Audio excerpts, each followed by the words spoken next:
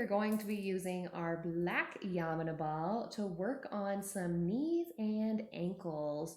So what we want to do is assume a kneeling position. Now, if you have a hard time kneeling like this, you're going to need to follow a different instructional video. However, if you can sit back into your heels, this video is for you. So the first thing we want to do is come down into a tabletop position on hands and knees.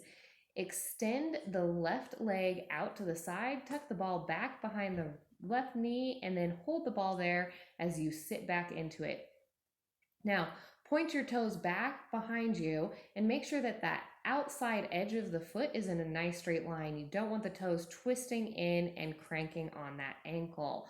And then just place your body here. If that ball feels like it's going to pop out to one side or the other, you want to just hold it there while you sit back into it. And I know this is spicy delicious. You're welcome. If you want to make it a little bit easier, if you feel like it's going to cramp on you, just hinge out of it some. But if you feel like you can get in deeper, go ahead and sit back as much as you can. Miss Amanda here is pretty bendy, so don't feel like you have to keep up with her. Now, if you feel like you're going to cramp, you can also add a layer of what we call aeration. So you're going to hinge your hips up and back down and just pump some flow of blood into that ball. And you want to wait for about 30 seconds in each spot. So from here, you're going to hinge up, take that ball and roll it down a little bit. Yep, just like a half a ball turn, if you will. So maybe it goes down 1 inch, and it's the same thing. You want to hold that ball there as you sit back into it. Make sure it's not popping out to one side or the other, and that you can keep that ball anchored into that middle of what we like to call the calf blobby technical term. It's the thickest part of the calf muscle here. And again, you can add your aeration up and down, and just make sure you're breathing slow and deep as you let that ball sink in here. This is one of my ultimate favorite stretches for watching TV. There should be no excuse to not do Yamuna while you're getting your favorite Netflix and chill on. Go ahead and take that ball down again. So we go down a little bit lower and hinge that back. Good, and just settle into it here. Make sure you breathe.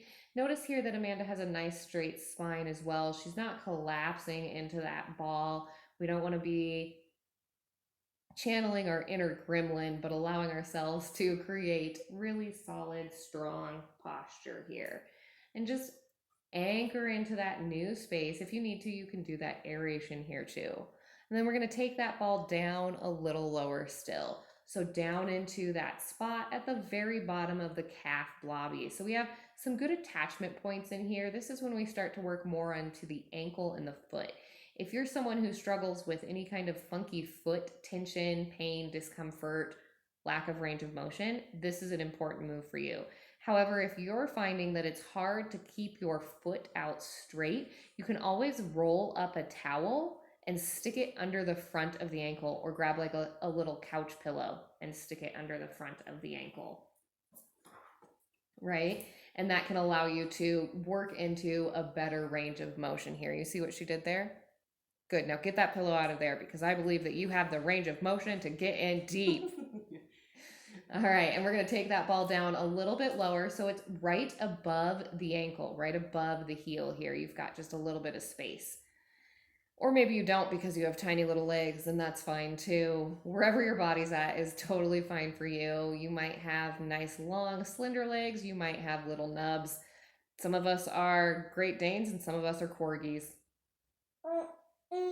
Wherever you're at is totally fine. And then we're going to take it into that last spot that's just at the back of the heel, and just connect almost that space just below the sit bone to the back of the heel to the ball. In this spot, I would encourage you to use your hands because it is a tightrope. So you can use one hand on the inside and one hand on the outside to make sure that ball stays centered. Excellent. And then go ahead and pop that ball out from underneath you.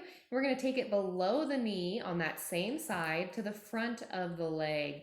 And we're just doing a squeegee down each side of the lower leg. So This is one where it is important to keep your hands on the floor because you do want to be able to focus on stabilizing and alignment over the ball. You don't want to be like swaying one way or the other with your hips. You want hip to knee to ankle in a nice straight line.